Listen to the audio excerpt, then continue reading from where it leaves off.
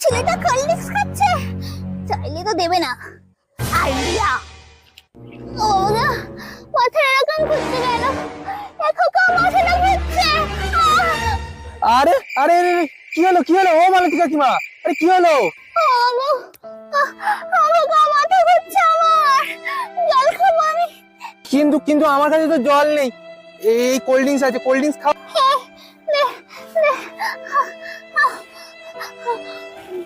মালতী কাকিমা, তোমার ওটা খেয়ে এখন ঠিক লাগছে তো?